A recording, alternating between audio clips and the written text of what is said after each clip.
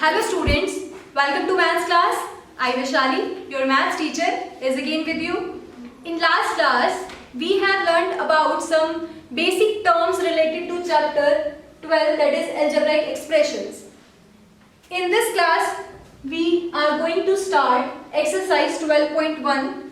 Question number 1 is, get the algebraic expressions in the following cases using variables, constants and arithmetic operations.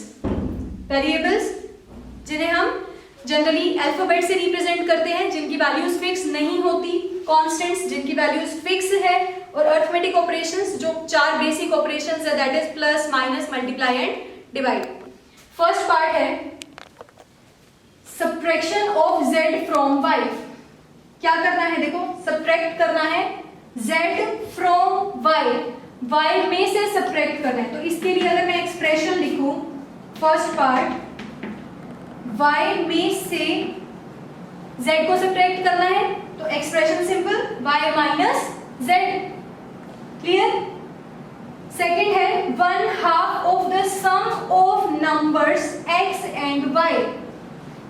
1/2 करना है किसका, sum of numbers x and y means x और y का सम और फिर जो result आएगा उसका हाफ. क्लियर.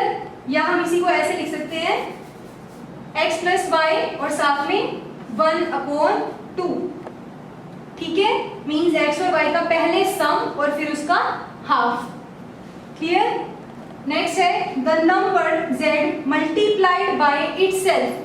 z को उसी से मल्टीप्लाई करना है, तो थर्ड पार्ट में क्या एक्सप्रेशन बन जाएगा, z को मल्टीप्लाई करना है z से. क्लियर.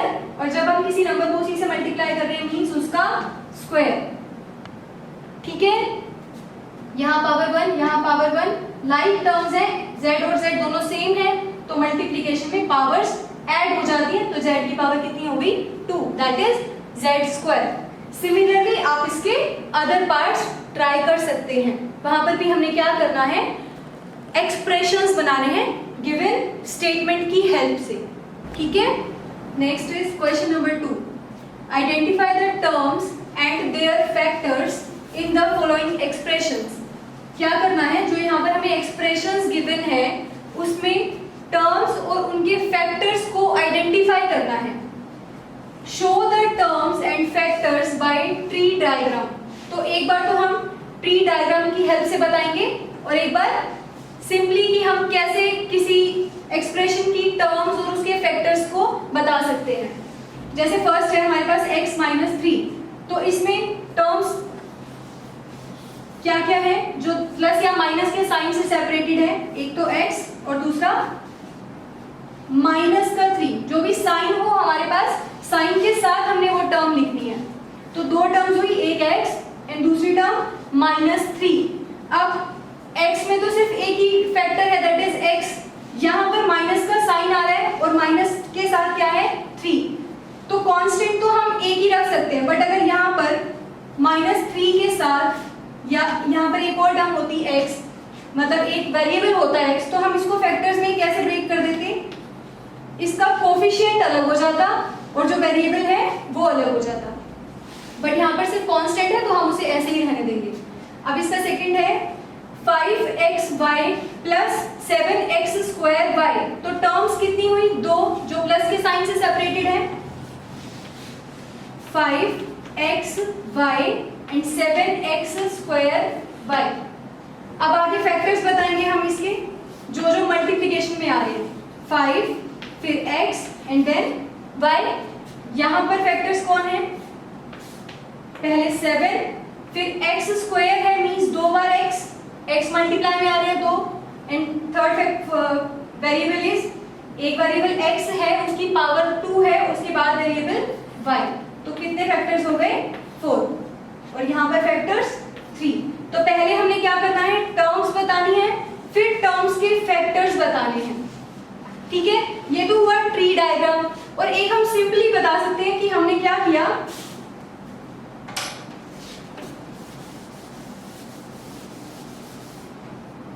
एक्सप्रेशन क्या है मेरे पास, -3। नेक्स्ट कॉलम में हम लिख देंगे टर्म्स और नेक्स्ट कॉलम में लिख देंगे फैक्टर्स। अब यहाँ पर इसमें टर्म्स कौन कौन है, एक x और दूसरी टर्म -3, बट यहाँ पर फैक्टर्स भी यही है x और -3।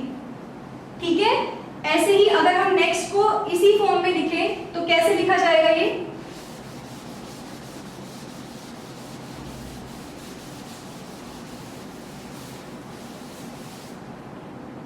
एक्सप्रेशन क्या है 5xy plus 7x²y।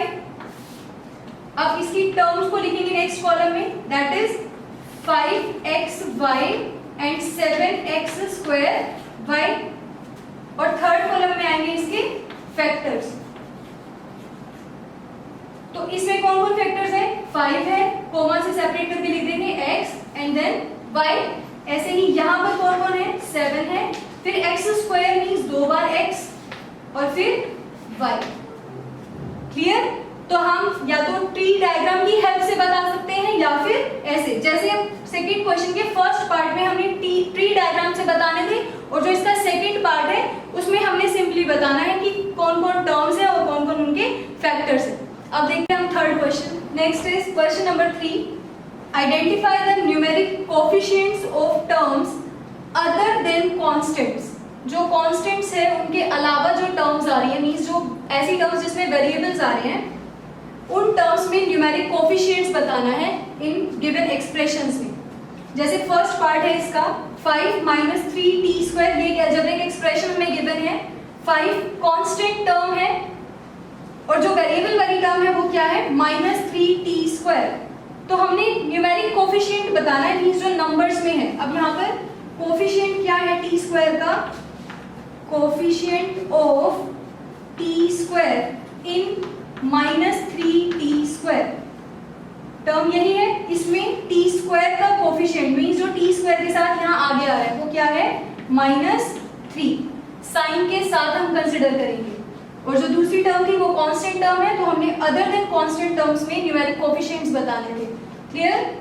Next part है -p²q² प्लस 7pq। दो टर्म्स है यहाँ पे, दोनों में ही वेरिएबल्स हैं। फर्स्ट टर्म -p²q², इसको भी हम टेबल की फॉर्म में बता सकते हैं, जैसे एक में हमने लिख दिया एक्सप्रेशन, नेक्स्ट में हमने लिख दिया टर्म्स, और नेक्स्ट में हमने लिख दिए कोफिशिएंट। फर्स्ट यहाँ पे एक्सप्रेशन क्या है देखो, -p²q² प्लस 7pq। टर्म्स कौन कौन है, -p²q² और सेकेंड टर्म 7pq। अब इसमें कोफिशिएंट p²q² का क्या है, माइनस का साइन, उसके साथ क्या है 1, तो कोफिशिएंट कितना हुआ -1, और इसमें कोफिशिएंट pq वाली टर्म का 7। क्लियर? ऐसे ही जो नेक्स्ट पार्ट है 2 टाइम्स ऑफ, यहाँ पे देखो ब्रैकेट है l प्लस b, तो ये पहले 2 को अंदर मल्टीप्लाई करो दोनों टर्म्स के साथ, तो ये क्या बनेगा 2l प्लस 2b। ठीक है, अब यहाँ पर अगर हम इसी एक्सप्रेशन को लिखें तो ये एक्सप्रेशन क्या है 2l प्लस b। इसमें टर्म्स कौन कौन हुई, 2l और 2b। 2l के साथ मींस l के साथ यहाँ आगे क्या आ रहा है 2, तो 2 क्या है l का कोफिशिएंट, और यहाँ पर b के साथ क्या आ रहा है 2, तो 2 क्या है b का कोफिशिएंट।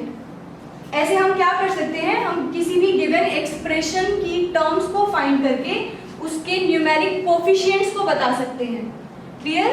तो आज हमने क्या पढ़ा, एक्सरसाइज 12.1 के फर्स्ट 3 क्वेश्चन सोल्व किए हैं, जिसमें हमने टर्म्स के फैक्टर्स और उनके कोफिशिएंट्स को समझाया। ठीक है, नेक्स्ट क्लास में हम इसके आगे के क्वेश्चन सोल्व करेंगे। Thank you students.